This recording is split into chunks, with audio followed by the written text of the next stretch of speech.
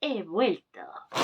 Y con bastante calor, aunque menos que en este par de semanas anteriores. Hola chicos míos, yo soy Verónica y bienvenidos de nuevo a este precioso canal en el que vamos a hablar de libros de pelis y de mitología. Bueno, sección mitología. Retomamos los vídeos largos con la sección de mitología. Y ojo que yo esperaba hacerlo con wrap-ups, pero es que el tema lo merece. Porque voy a traeros referencias mitológicas y culturales, sobre todo mitológicas, de la famosísima película de Netflix Las Guerreras del K-Pop o K-Pop Demon Hunters. Así que sin enrollarme más como una persiana, vamos a ver qué nos enseña esta película acerca de Corea, que es más de lo que pueda parecer a simple vista. He de confesar de que no la vi en el mismo momento en el que se estrenó la película y lo he ido demorando. De hecho, va a salir en este wrap-up del mes de agosto de pelis y series porque me la vi en pleno agosto. Pero, claro, huyo un poquito del hype, porque en mi caso no ha sido el típico hype de lo lees en todas las redes sociales, la gente empieza a hacer fanarts, la gente empieza a hacer edits con las canciones de la Huntress y los Saya Boys. No, el hype en mi caso iba más allá. Es del tipo, mis amigos se han visto la película antes que yo. La mitad de BTS vio la película. Ahí vemos a Jungkook llorando moco tendido por el final de la película. Cosa que ya entiendo perfectamente. Pero si me habéis puesto un comentario aquí en mis vídeos en plan, oye, haz referencias mitológicas de las guerras del K-pop. O sea, ya con un comentario me bastaba y me sobraba para decir, venga, vale, vamos a ponernos. Y me alegro de que por fin me la haya visto, porque ha sido una pasada de película. Más sencillita, es verdad, las canciones increíbles, pero sobre todo las referencias culturales que hay sobre la cultura coreana. Es que hasta en los detalles más niños se respira Corea, pero por cada uno de sus poros. Pero aquí nos vamos a centrar en las referencias más culturales, más mitológicas, porque si nos ponemos a analizar detalles como la comida que se comen las Huntress en el avión, en la apariencia de las viejas, que eso yo lo he visto en un par de vídeos que hacen referencia a eso, la forma en la que van al médico, o sea, el vídeo quedaría eterno. Pero bueno, empezamos primero con las Huntress, que el hecho de que sean cazadoras de demonios no es tan fantasioso como puede parecer. Y es que se puede ver al inicio de la película que nos hacen referencia de antiguas cazadoras de demonios. Se remonta a épocas más antiguas, dinastía Joseon, aunque yo creo que hacen referencias aún más antiguas. Y es que ese tipo de figuras en la cultura coreana se llaman mudang, que eran básicamente mujeres chamanas sacerdotisas que se encargaban de hacer rituales y ofrendas para ahuyentar a los demonios. Y uno de sus métodos más recurrentes era la música. Ellas danzaban, ellas cantaban para, lo que yo estaba diciendo, ahuyentar los demonios. Por lo cual, el hecho de que la directora escogiera a que fueran idols en la era moderna me parece lo más lógico del mundo. No es por nada. Y el ritual más o menos que hacen las Huntress en la cultura coreana se llama Ritual Gut. Se ofrecen comida y bebida a los dioses y espíritus y se canta y se baila. Vale. El Ritual Gut tiene 3 para hacer el ritual a un país, el nombre de un país o de un rey se llamaría Naragut.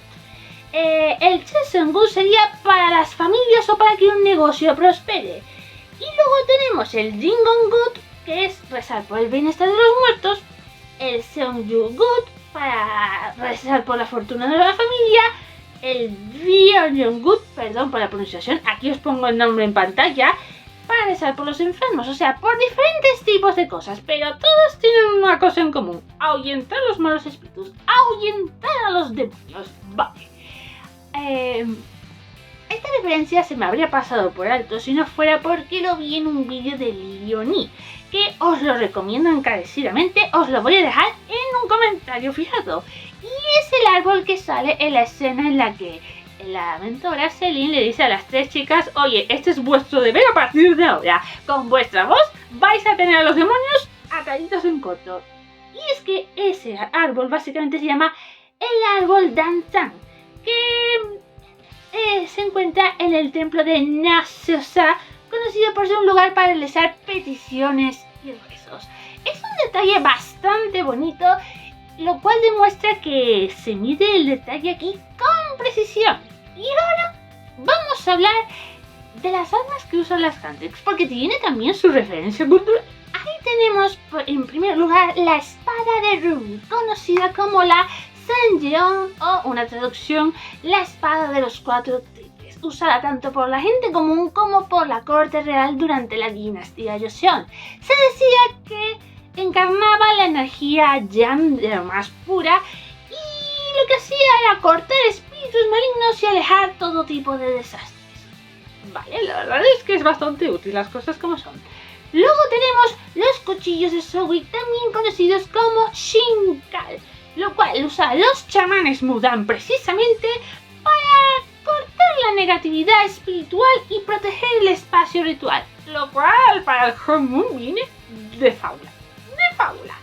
Y ahí luego tenemos la lanza de mira, que he de decir que es una de mis favoritas, las cosas como son, la veo más original visualmente, pero también existe en la cultura coreana y se llama Gokdo, un arma de guerra empuñada por soldados, lo cual le pega bastante bien a este personaje, que también ha incluido las danzas para invocar la armonía entre el cielo y la tierra. Eso es un poco contradictorio. Me gusta esta contradicción.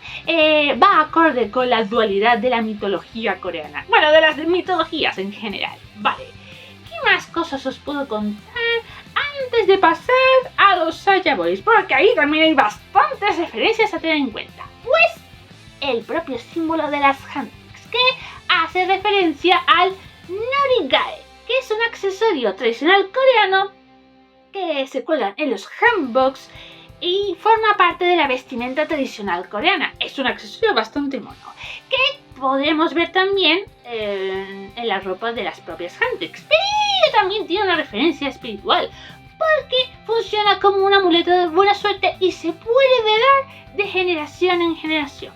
Ya que estamos aquí, aprendamos las diferentes partes que tiene un Norigae, porque los tiene. Ahí tenemos, por ejemplo, el gancho que se utiliza para sujetar el Norigae, que se llama Chidon. Luego, el adorno principal del Norigae, que se puede ver, puede variar en forma y simbolismo, que se llama Huche. De verdad, si lo estoy pronunciando mal, pido perdón por ello. Lo intento. Y luego tenemos el cordón que conecta el Chidon con el Huche, llamado Dahue, a menudo adornado con nudos llamados Maedu y las borlas llamadas Su. Es un detalle más del tipo accesorios, pero me gusta. Quería traerlos, básicamente. Ahora sí que sí. Vamos a hablar de los Soulja Boys y de que una vez más se vuelve a trastocar la figura mitológica de una criatura. Pero no es nada nuevo. Lo primero, ¿por qué los Soulja Boys escogen un león como su símbolo de boy band? Bueno, básicamente porque si traducimos la palabra Saya es león. O sea, es básicamente su nombre. Pero también tiene otro significado y es mensajero. De ahí a que las figuras en la cultura coreana de los Saya Boys hacen referencia a los Joseon Saya, que básicamente eran los mensajeros de la muerte. Eran el equivalente a la parca en Occidente. De hecho, tienen la misma función, llevarse a los muertos al más allá. ¡Punto! Incluso la vestimenta de los Saya, si bien se parece bastante a la figura tradicional del Joseon Saya, hace más referencia a las figuras, o sea, a las referencias más actuales que se puede ver en la cultura pop coreana, o sea, en pelis y series. Os pongo aquí ejemplos para que me comprendáis. El hecho de que los pongan demoníacos, a ver, se necesitaba un villano y aquí se hacía referencia al inframundo, o sea, lo entiendo, pero es cierto que hay que tener en cuenta de que los Joseon Saya no eran malignos, eran, como diría Thanos, inevitables. El hecho de que pongan de maligno a una figura mitológica no es nada del otro mundo. El peor de todos ha sido Disney cuando puso a Hades, el de la mitología griega, como el villano. Y a era como una madre amorosa con Hércules. O sea, hay referencias peores, ¿eh? Pero Ojo, eso no quiere decir que no me gusten los Saiya Boys. Aunque, paréntesis para decir algo de la película, Gino se robó todos los diálogos de los miembros porque a los otros creo que solo los he oído cantar algunos. Ni siquiera les he oído decir una palabra que no sea cantada.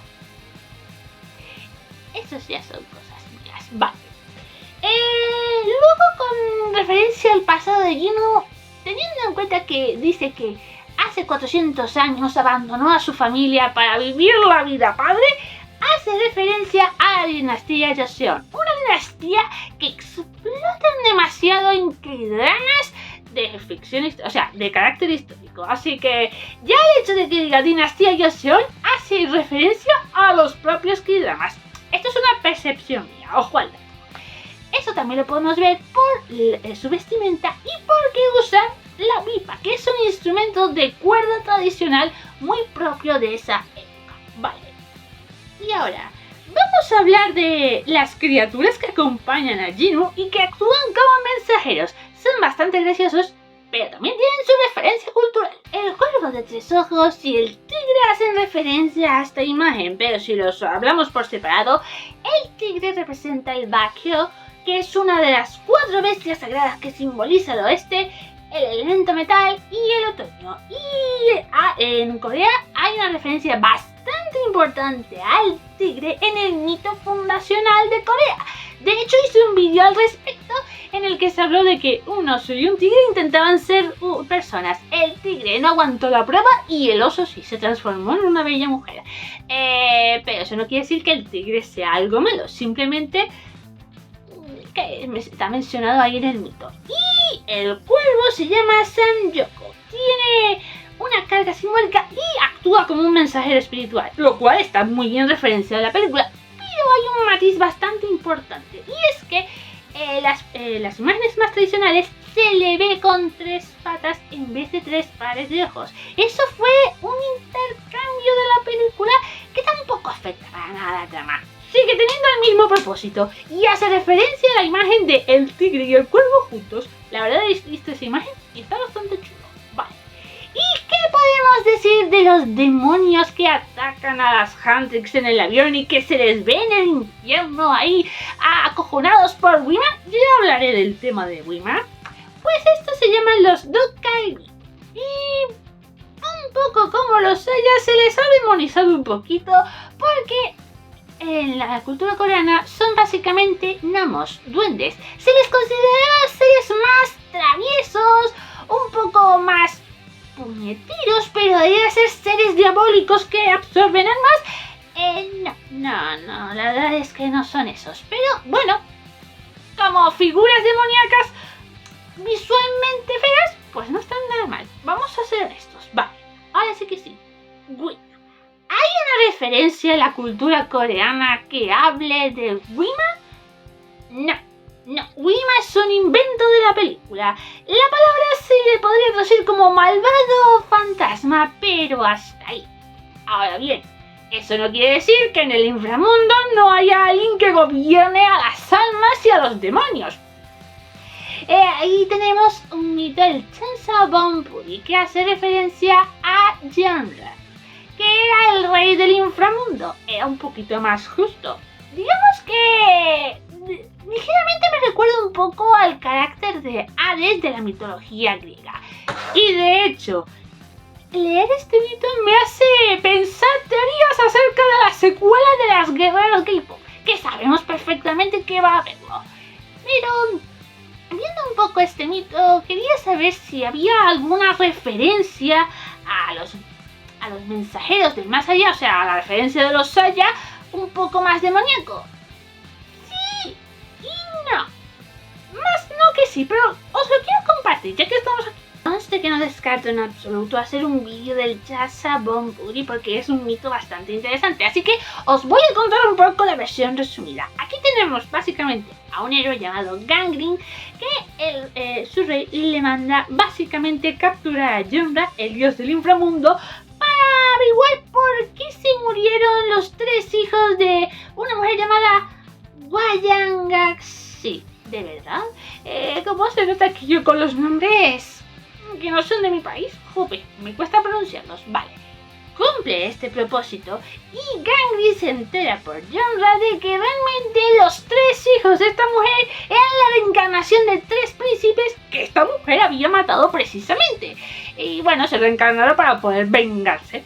Digo, vale, de acuerdo. Y a partir de este momento, Gangly se convertiría en una especie de dios de la muerte encargado de llevarse las almas al inframundo.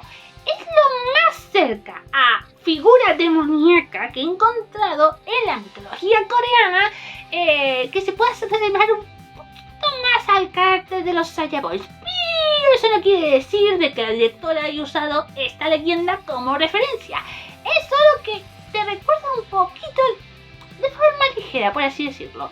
Y seguramente se me han escapado más referencias mitológicas, pero creo que con esto comprenderéis de que a pesar de que tiene una trama bastante sencilla y que se la ha visto todo el mundo, las guerreras de K-pop tienen una profundidad cultural que es digna de admiración. Ya tendrían que hacer muchas películas esto, la verdad. Bueno, esto es lo que puedo decir acerca de las referencias mitológicas en la película Las Guerreras del K-pop. Repito, la peli ha valido la pena un mogollón. Así da gusto regresar a los vídeos largos en YouTube.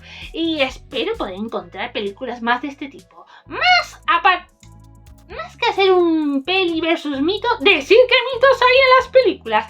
Es como cuando hago un destripando la historia. Pero en fin, sin más dilación, vámonos a ir despidiéndonos. En la cajita de descripción vais a encontrar todas las redes sociales para que me podáis ir siguiendo. Suscribiros, darle a like, campanita, compartir, hay que ser generosos en esta vida y comentar. No voy a preguntaros si habéis visto la película porque sería raro que me dijerais que no. Oye, imposible no es. Pero lo que sí os quiero preguntar, ¿sabíais algunas de estas referencias antes de ver este vídeo o de ver algún vídeo hablando al respecto? Quiero saberlo. Caja de los comentarios. Y a lo mejor aprendo alguna referencia o se me ha escapado algo. Imposible no es, así que bueno, eso es todo, así que nos vemos en el próximo vídeo.